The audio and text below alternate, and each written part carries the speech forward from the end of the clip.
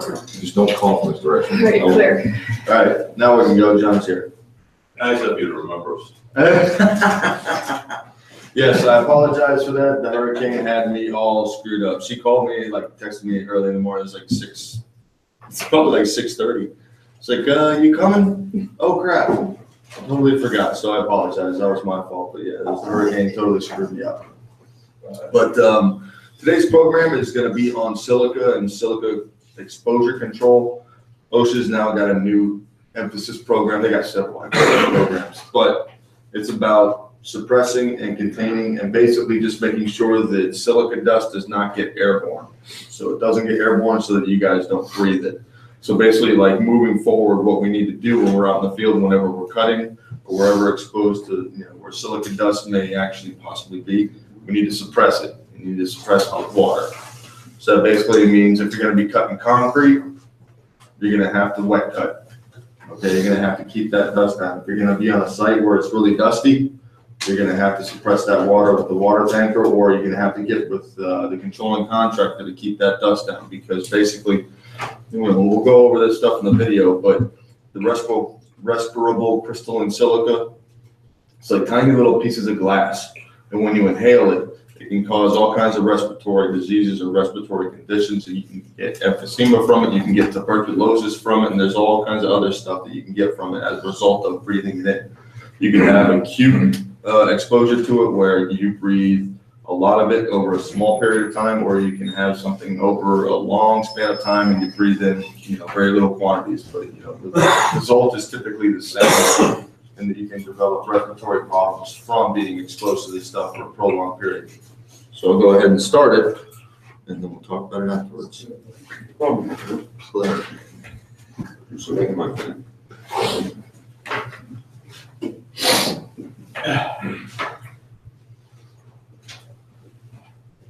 It's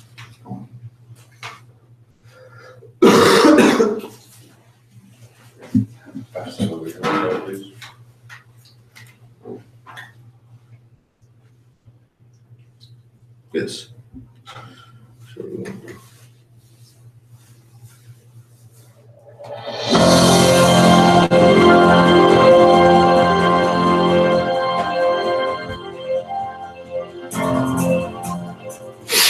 Crystalline silica, a naturally occurring substance used in a wide variety of industries and construction operations, such as the production of cement, sandblasting operations, the production of glass and ceramics, and as a filter for water and sewage treatment.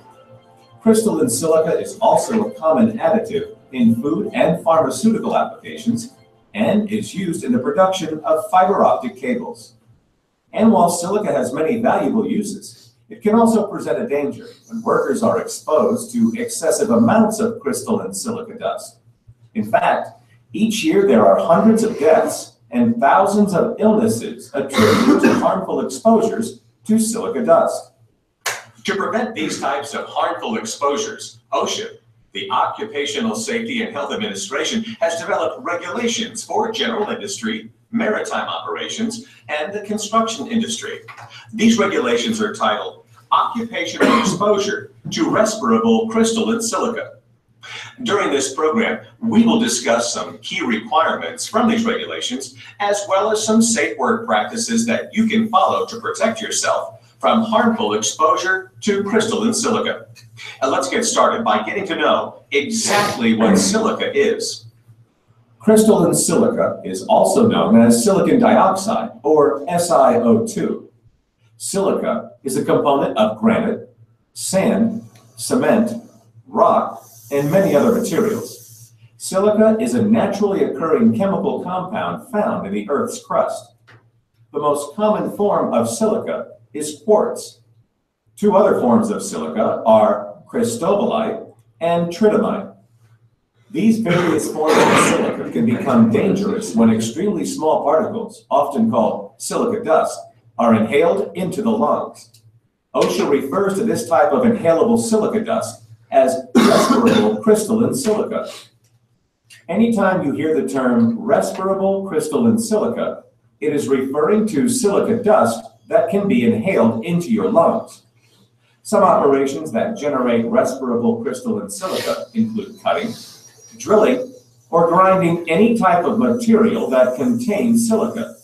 Also, employees working in manufacturing processes that utilize silica, such as glass manufacturing or foundries, may also be exposed to respirable crystalline silica.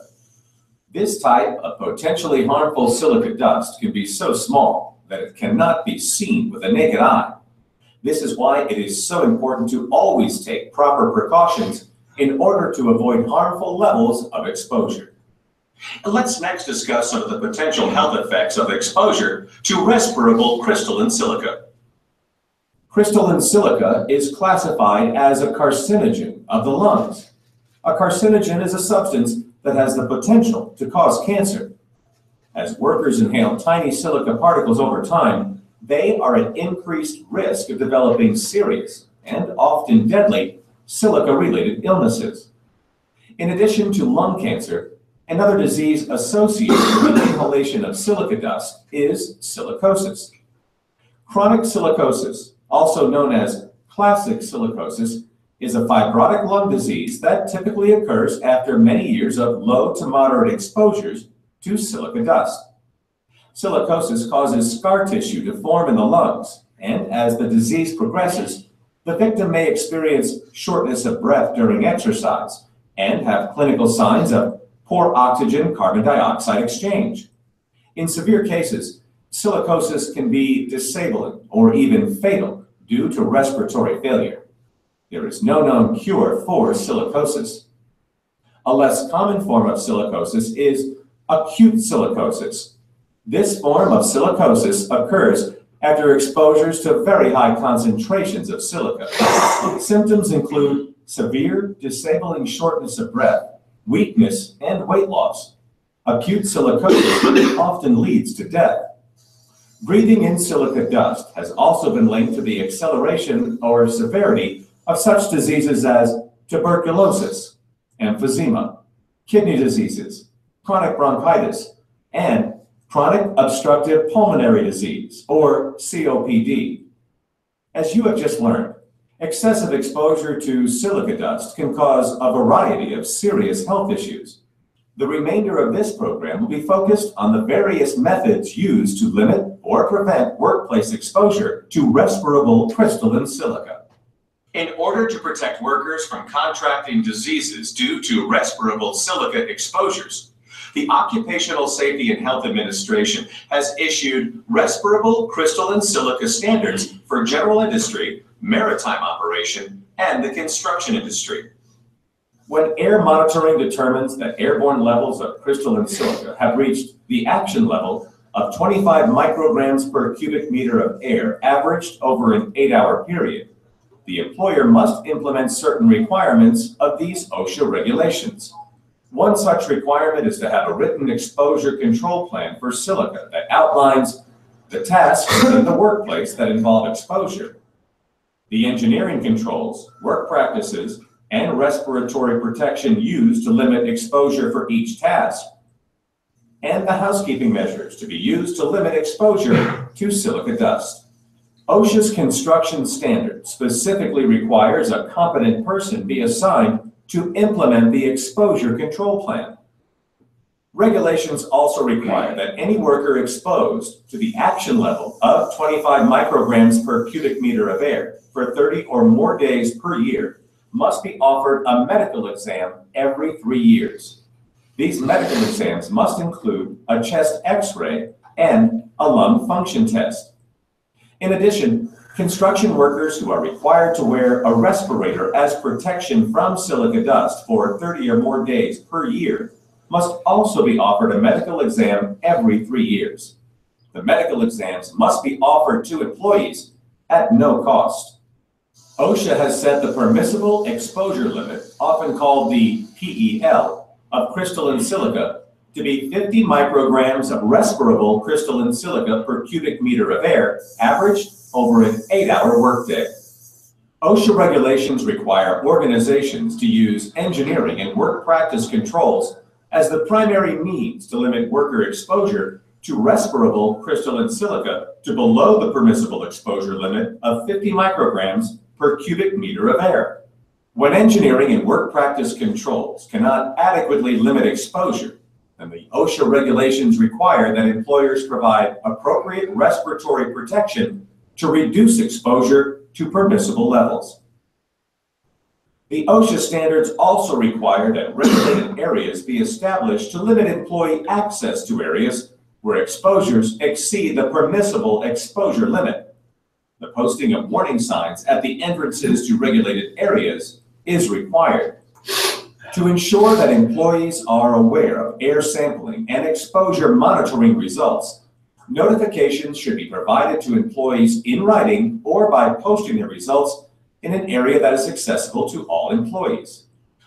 By far, the best way to reduce exposure to silica dust is to eliminate the dust completely or reduce its presence in the work area by the use of engineering and work practice controls.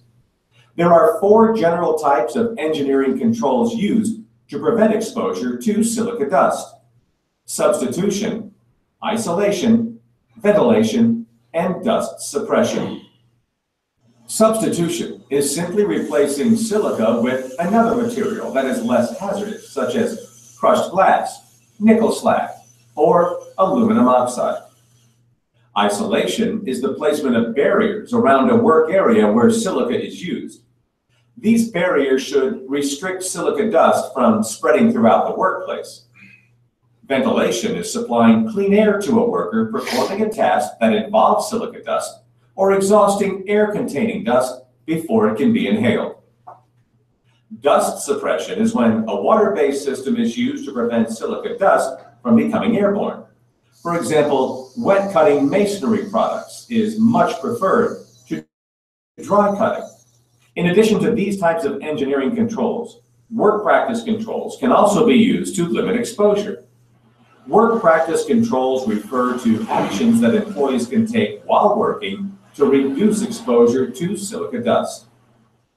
For example, good housekeeping practices are essential in reducing the risk of exposure.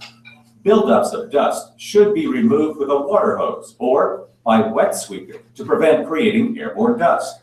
Another option is to use a vacuum with a high-efficiency particulate filter, known as a HEPA filter, to clean up silica-related areas. You should strive to avoid using compressed air or dry sweeping these areas. These methods disperse dust particles into the air and dramatically increase the potential for exposure. Other work practice controls include the use of disposable work clothes when working around silica-containing materials, and a shower and change into clean clothes before heading home. In many cases, engineering and work practice controls are infeasible or simply do not reduce respirable crystalline silica exposure to below the permissible exposure limit. When this is the case, employees must use respiratory protection to further limit their exposure. Anytime employees are required to use respirators, the employer must establish a written respiratory program that meets the requirements of OSHA's respiratory protection standard. For many job tasks, a simple N95 NIOSH certified respirator, such as this one, will provide the necessary protection from silica dust. If other types of respirators are selected, be sure that the filter is certified for silica dust and that the respirator has an assigned protection factor of at least 10. Some job tasks, such as sandblasting operations, subject the worker to larger exposures and additional hazards. Sandblasting and similar operations require the use of a type CE positive pressure abrasive blasting respirator. If you have any questions about the proper respiratory protection required for any specific job task, be sure to ask your supervisor. The construction industry presents many challenges when it comes to air monitoring employee exposure to silica dust. For this reason, the OSHA construction regulation includes a specific table titled Specified Exposure Control Methods when Working with Materials Containing Crystalline Silica. Commonly called Table 1, this useful table matches common construction tasks with OSHA's recommended silica dust control methods. Table 1 of the construction regulation contains 3 columns of information. The first column lists the equipment to be used or the task to be performed. The second column lists the appropriate engineering and work practice controls that should be in place. And column 3 specifies if respiratory protection is required, and if so, what type. When Table 1 is correctly followed, construction workers will not be exposed to harmful levels of silica dust. I just want to pause it right there. That table 1, almost on every single task to be performed, they'll have wet cutting on there. And if you've got wet cutting, then you don't have to use respiratory protection. Or if you just got wet in general. Because of this, no employers who respiratory implement protection. Table 1 are not required to measure workers' exposure to silica dust. Most illnesses related to the inhalation of silica dust do not result from one sudden exposure. Instead, they develop after months or years of exposures. This is why it is so important that you protect yourself in every exposure situation. If you begin to experience symptoms of a silica-related illness, such as shortness of breath, chest pains, or fatigue, follow your organization's policy for reporting your condition. You can be evaluated by a healthcare professional. In this program, we have discussed the wide variety of uses for silica and learned of its harmful health effects when exposed to excessive amounts of silica dust. We have also reviewed the key aspects of OSHA's regulations to control workplace exposure to silica dust and learned that engineering controls, work practice controls, and respiratory protection may all be used to reduce exposure to permissible levels. As a worker who may be exposed to silica dust, you must take responsibility for your own health and safety by always utilizing the exposure control methods available to you while performing your job. If you feel that inadequate exposure controls are in place or you are unsure what protective measures you should use, stop work and consult your supervisor or manager. Working with and around materials that can generate respirable crystalline silica can be hazardous, but it doesn't have to be. That part is up to you and your commitment to workplace safety. I'm Tom Clark. Remember, work safe, be safe. That's right, Tom. Thanks, Tom.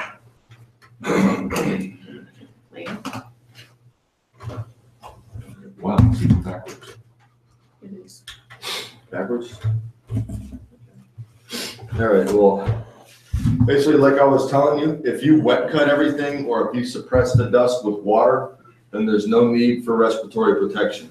Respiratory protection should only be used basically as a last resort. If you can't get the silica out of there, if you can't replace the products with, silica-free products, if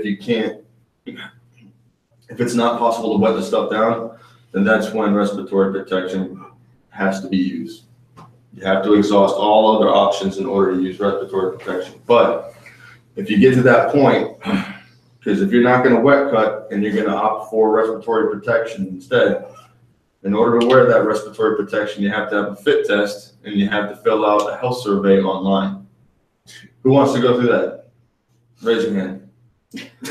Who's ready for it? Who wants to take time out of the day? Well, it's necessary. If you can't eliminate it, if you can't wet cut it, if you can't suppress the dust, then it's necessary. But if you can wet cut, if you can keep the dust down, keep it from getting airborne with water, then you don't need to do it. So from here on out, a recommendation to you guys is always wet cut. If you don't have the saws that have, the hoses connected to them, with the backpacks full of water, you can also use a sprayer. You can use like one of those 1 gallon or 3 gallon sprayers to keep the dust down while somebody's cutting it. And this is a big deal. OSHA considers this a big deal. So they're going to be looking for big dust clouds, big dust clouds and basically silica dust. And if they see a big cloud and if you're not wet cutting, to me, that gives them reason to come on site. If you're wearing, let's say, a dust mask and it's only got one strap, That shows to me that you're not using that piece of respiratory protection properly. It shows me lack of training. That gives me a reason to come on site. If I see that you've got the 2-strap NIOSH N95 dust masks, and I see the 1 strap hanging from your chin and the other one's connected around your head, that shows me you're not using that respirator properly. So that gives me a reason to come on site. So whenever it comes into respiratory protection, whenever it comes into cutting and you see these big dust clouds, that gives OSHA a reason for concern, which I would be concerned too. If I see you guys in that kind of, basically engulfed in a cloud of silica dust, I'm going to be concerned as well. And I'm going to come up to you and I'm going to ask you and say, hey, well, how come you're not wet cutting? How come you're not using respiratory protection? Then if so long as you're wet cutting and you keep it wet, you don't need to use respiratory protection. So from here on out, let's do that. All right. Any questions? Okay. Well, thank you for your time.